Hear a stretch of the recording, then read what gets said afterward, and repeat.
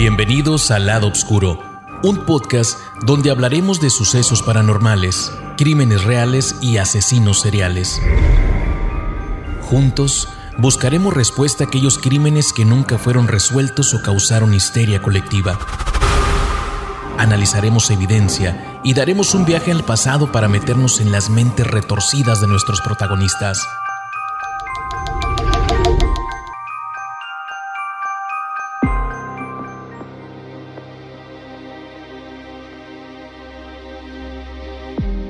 Bienvenidos a un nuevo episodio de Lado Oscuro, un podcast que desentierra y analiza los crímenes más oscuros y perturbadores de la historia.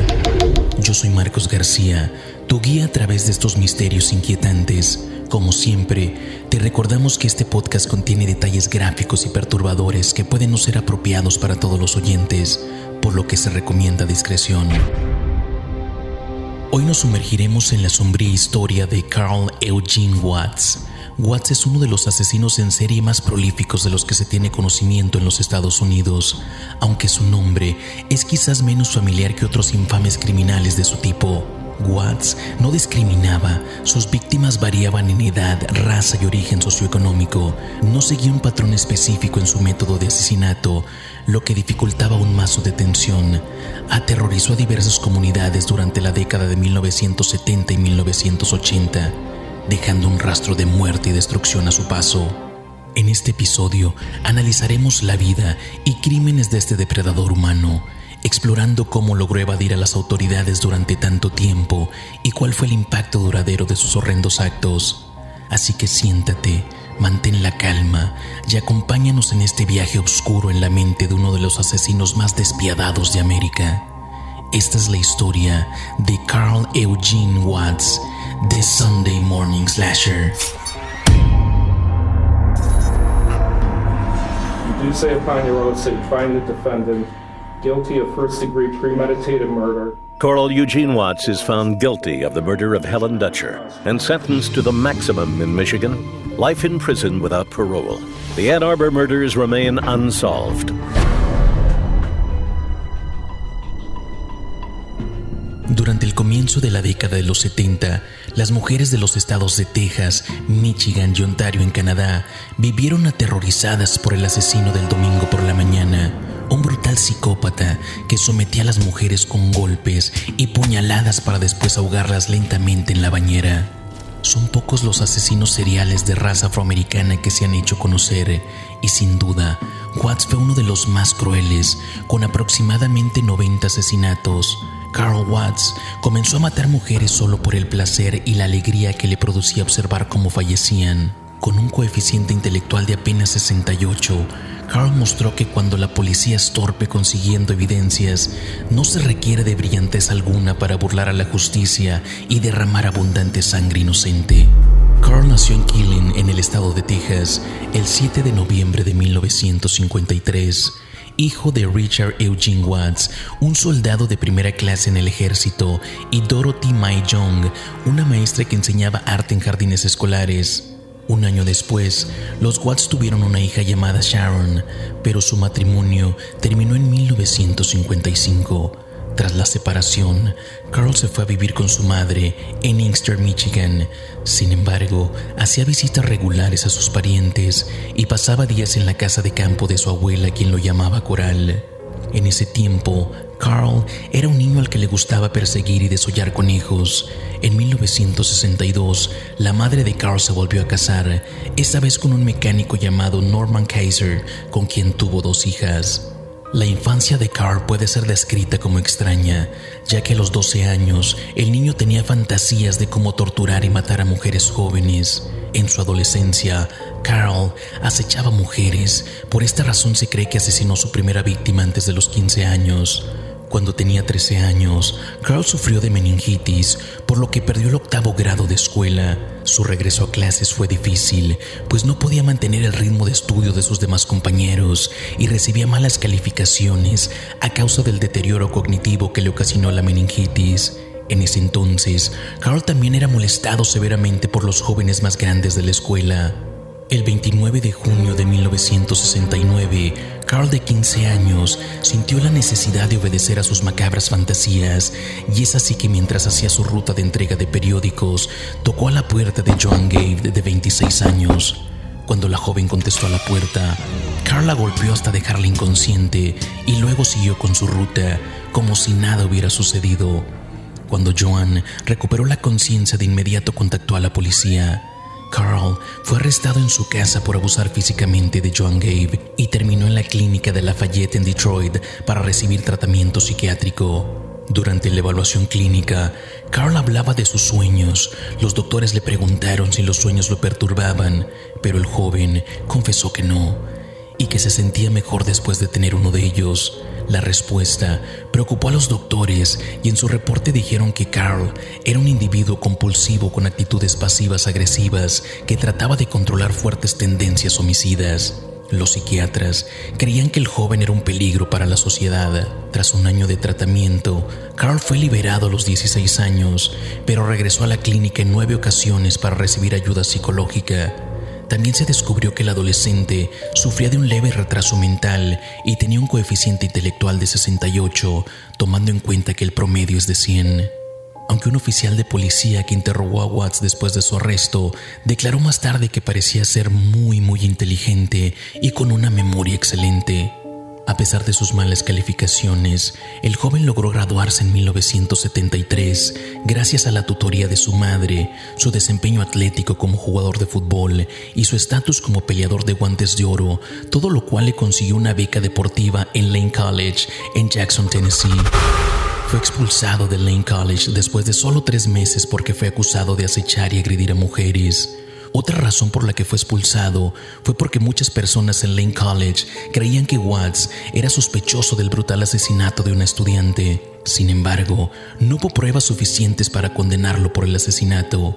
Después de su expulsión, se mudó a Houston, en el estado de Texas. En 1974, Carl, de tan solo 20 años, comenzó a complacer sus fantasías y sueños homicidas. El 25 de octubre del mismo año, interrumpió en el apartamento de Lenore Isaki, de 23 años, quien tras abrir la puerta comenzó a ser estrangulada por un hombre afroamericano joven. Afortunadamente, la joven logró defenderse y soltarse, pero Carl escapó de la escena y la policía no logró capturarlo. El 30 de octubre atacó nuevamente cuando golpeó la puerta de Gloria Steele, de 19 años, una estudiante de la Universidad de Kalamazoo. El hombre dijo estar buscando a una persona llamada Charles. Después de que Steele le permitió entrar, fue apuñalada en el pecho 33 veces. Meses más tarde, la policía recibió un reporte de Diane Williams, quien fue atacada el 12 de noviembre por un hombre afroamericano que dijo estar buscando a Charles. Diane sobrevivió al ataque y logró ver el número de placa del vehículo donde Carl escapó. Los oficiales pronto averiguaron que el automóvil pertenecía a Carl Eugene Watts, una persona peligrosa con historial psiquiátrico. En diciembre de 1974, Carl fue arrestado tras ser identificado por 2 mujeres que sobrevivieron a sus ataques. Cuando fue interrogado, dijo haber atacado a 15 mujeres, pero no admitió haber asesinado a Gloria Steele. Posteriormente, el asesino fue enviado al Hospital Estatal de Kalamazoo para ser evaluado por psiquiatras. Los doctores lo diagnosticaron con una personalidad de desorden antisocial. Antes de ser enjuiciado, la corte lo envió al Centro Psiquiátrico Forense de Ann Arbor. El doctor que examinó el caso de Watts llegó a la conclusión de que era un individuo peligroso y que volvería a atacar nuevamente.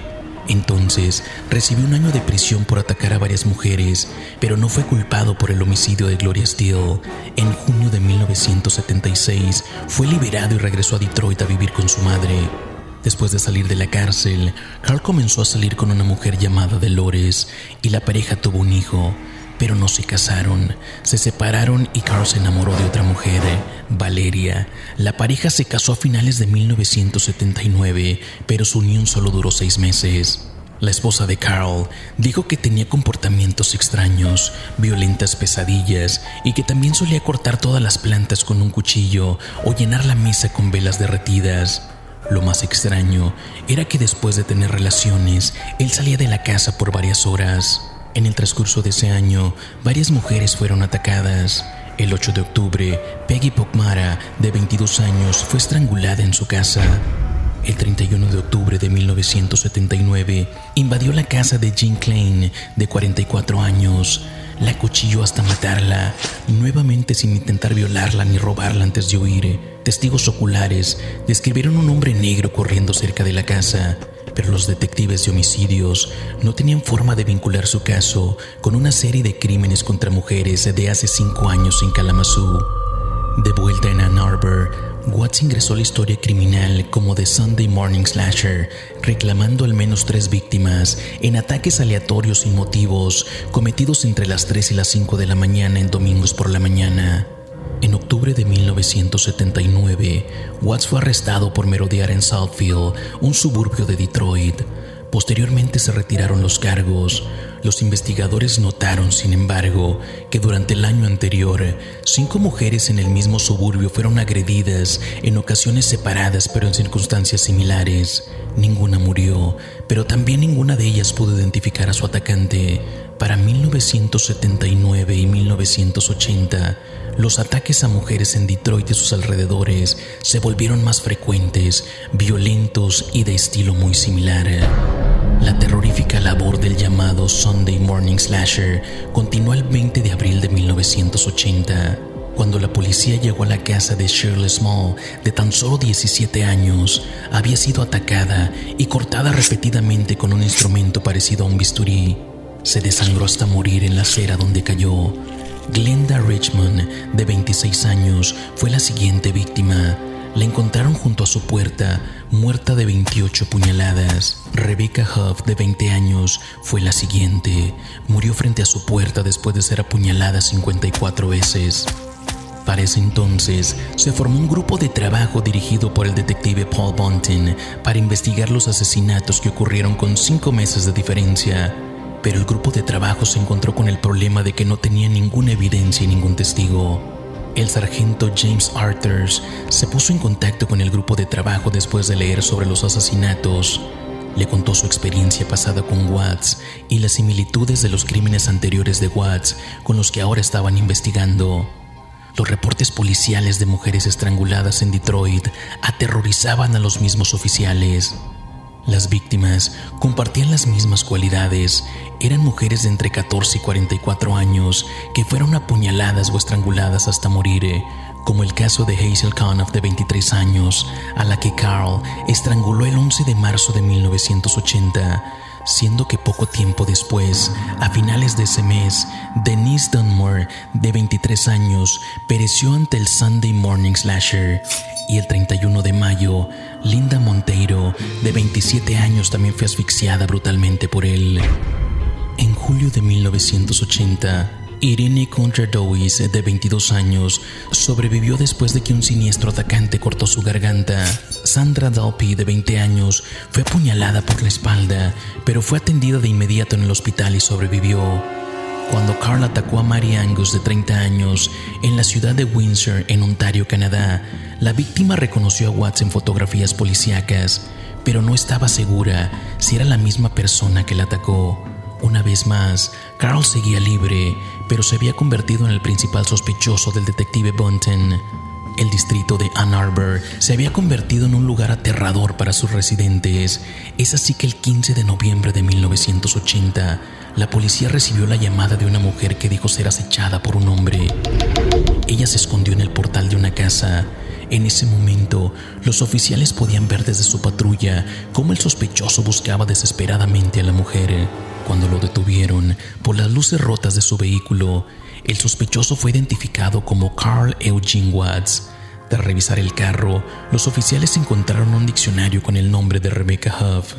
Nuevamente, la falta de evidencias permitió que el asesino continuara libre, pero Bunting no había terminado con él, y a finales de enero de 1981, mediante una orden, el detective obtuvo una muestra de sangre de Carl, quien ya era sospechoso de 2 intentos de homicidios en Detroit. En la primavera de 1981, el asesino se fue a vivir a Columbus, en el estado de Texas, donde consiguió empleo en una compañía de aceite. Los fines de semana de Carl consistían en manejar más de 70 millas hacia la ciudad de Houston, en el estado de Texas, lugar que se convirtió en su nuevo territorio de cacería. El grupo del detective Bunton seguía de cerca los movimientos de Carl y pronto enviaron su archivo al departamento de policía de Houston. Durante este tiempo, el asesino controló sus ansias para matar hasta que el 5 de septiembre de 1981, Linda Tilley, de 22 años, fue encontrada ahogada en la piscina del edificio donde residía. El 12 de septiembre de 1981, Elizabeth Montgomery, de 25 años, fue apuñalada una vez afuera de su apartamento en Houston mientras paseaba a sus perros. La policía dijo que Montgomery aparentemente llegó a su casa antes de morir. A menos de 2 millas de distancia, Susan Wolf, de 21 años, fue apuñalada en el brazo y el pecho afuera de su apartamento en Houston mientras cargaba comestibles desde su automóvil. Su cuerpo fue encontrado afuera de su apartamento. El nuevo año no trajo respiro de los horrores en Houston, ya que el 4 de enero de 1982, Phyllis Tam, de 27 años, fue encontrada colgada de un pequeño árbol cerca de la Universidad de Rice en Houston. La muerte de Tam no fue declarada homicidio hasta la confesión de Watts. El médico forense no pudo decir si su muerte fue un extraño accidente. El 17 de enero de 1982, la estudiante de arquitectura Margaret Fossey, de 25 años, fue encontrada muerta en el maletero de su automóvil que se encontraba estacionado en la Universidad de Rice. Había sido reportada como desaparecida un día antes. Fossey murió por asfixia, provocada por un golpe en la garganta. Watts le dijo a la policía que más tarde vio a Julia Sánchez en una autopista mientras intentaba arreglar una llanta ponchada. Watts cortó la garganta de Sánchez y la dio por muerta, pero esta sobrevivió. El 30 de enero de 1982, Watts intentó sin éxito matar a Patty Johnson, residente de Galveston, cortándole la garganta. Otro hombre había sido condenado a cadena perpetua por el ataque hasta que Watts asumió la responsabilidad. El 7 de febrero, Elena Semander, una alumna de 20 años, fue encontrada estrangulada y parcialmente desnuda en un basurero, no lejos de una taberna donde había pasado la noche. El 20 de marzo de 1982, Emily Lacua, de tan solo 14 años, fue estrangulada cuando se dirigía a su nuevo trabajo como camarera en Brookshire. Acababa de mudarse de Seattle para vivir con su padre en el estado de Texas, y al principio se pensó que se había escapado. Su cuerpo fue encontrado 5 meses después escondido en una alcantarilla. Este es el único caso por el cual Watts no recibió inmunidad. El 27 de marzo de 1982, Edith Ledet, de 34 años, fue apuñalada en Galveston cuando regresaba a su casa de una fiesta de graduación. Su cuerpo fue encontrado en una pasarela cerca de unos apartamentos. Ledet se graduaría más tarde ese día de la rama médica de la Universidad de Texas, donde obtuvo su título después de abandonar una carrera de contabilidad. Más tarde esa mañana, Watts atacó a Glenda Kirby, que vivía a varias cuadras de distancia. Kirby pudo escapar del agarre de Watts porque sus manos aún estaban ensangrentadas por haber matado a Ledet. El 31 de marzo, Mary Castillo, de 20 años, fue encontrada estrangulada y semidesnuda en una zanja de Houston. 3 noches después, Christine McDonald, de 19 años, desapareció mientras esperaba un autobús para regresar a su casa después de una fiesta en el campus de Rice. Susan Searles, de 25 años, se unió a la lista de desaparecidas el 5 de abril. Sus zapatos y anteojos rotos fueron recuperados de su automóvil en el estacionamiento de su complejo de apartamentos. El 15 de abril de 1982, Yolanda Gracia, de 21 años, fue asesinada a puñaladas en el jardín delantero de su casa. La encontraron agarrando una bolsa que contenía sus zapatos de trabajo. El 16 de abril de 1982, Carrie Jefferson, de 32 años, fue estrangulada y luego apuñalada 2 veces cuando regresaba a casa de su trabajo en la oficina de correos del centro de Houston. Watts enterró el cuerpo de Jefferson a lo largo del White Oak Bayou. El 21 de abril de 1982, Suzanne Searles, de 25 años, fue secuestrada cuando regresaba a casa de una fiesta. Watts le dijo a la policía que mientras la estrangulaba no podía saber si estaba muerta, así que le metió la cabeza en una maceta llena de agua. Watts enterró a Searles, quien se había mudado a Houston desde Des Moines, en Iowa. Su tumba fue la primera a la que llevó a la policía tras su confesión en 1982. La estudiante de secundaria, Sherry Strait, desapareció con el automóvil de su madre el 1 de mayo. El automóvil y su cuerpo se recuperaron juntos el 4 de mayo. 2 semanas después, Gloria Cavallis, una bailarina exótica de 32 años, fue encontrada muerta en un contenedor de basura. Su cuerpo se encontró envuelto en cortinas desechadas. Los homicidios terminaron el domingo 23 de mayo de 1982, cuando Carl interrumpió en el apartamento de Michelle Madai, de 20 años. Tras golpearla hasta dejarla inconsciente, Carl llenó la bañera y la ahogó. Ese mismo día, el asesino irrumpió en el apartamento de Lori Linster y Melinda Aguilar, quienes fueron golpeadas hasta quedar casi inconscientes. Mientras las dos mujeres estaban en el suelo, Carl llenó las bañeras para ahogarlas. Lori rezó para que por lo menos su cuerpo fuera encontrado, pero Melinda tenía otros planes y fingió estar inconsciente, de modo que cuando el asesino se distrajo, ella saltó del segundo piso y pidió ayuda. La policía, atenta a las actividades de Watts, llegó a tiempo al departamento y lo encontró intentando ahogar a Lori Lister. También se encontró el cuerpo de Michelle Madai en un apartamento cercano. Carl Eugene Watts fue arrestado y acusado de 2 cargos de intento de asesinato, además de asalto agravado y robo. Los psiquiatras declararon que Watts estaba cuerdo, pero notaron su odio patológico hacia las mujeres, a quienes consideraba la encarnación del mal. Estos sentimientos se remontaban hasta la infancia, cuando supuestamente un pariente femenino había asesinado a su tío favorito. Diagnosticado como esquizofrénico paranoico, se decía que Watts veía al mundo que lo rodeaba como si fueran puras fantasías que giran en gran medida en torno a la lucha contra el mal que él veía en todas partes. Tras ser aprehendido, Carl se declaró culpable de sus fechorías y confesó haber asesinado a más de 80 mujeres en casi 10 años. Cuando el asesino era escoltado a la penitenciaría, dijo al juez y a sus abogados: «Si algún día me dejan libre, volveré a matar». En el juicio, Watts fue condenado por múltiples cargos de asesinato. Sin embargo, debido a un acuerdo de culpabilidad, solo fue condenado por un número limitado de casos. Sus víctimas y sus familias quedaron sin justicia para muchos de los crímenes atroces que había cometido. Años después, el caso fue reabierto cuando Carl confesó haber apuñalado a Helen Dutcher el 1 de diciembre de 1979. Víctimas como Helen incrementaron con el tiempo, llegando a un total de 90 muertes, muchas de las cuales nunca fueron resueltas. Carl Eugene Watts falleció a causa de cáncer de próstata en un hospital de Jackson, Michigan, el viernes 21 de septiembre del 2007 a sus 53 años.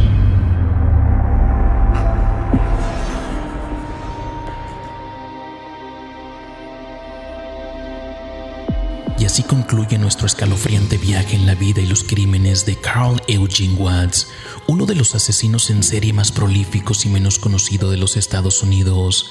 Como hemos visto, Watts fue un depredador despiadado, cuyo patrón irregular de víctimas y métodos de asesinato dificultaron su detención durante demasiado tiempo.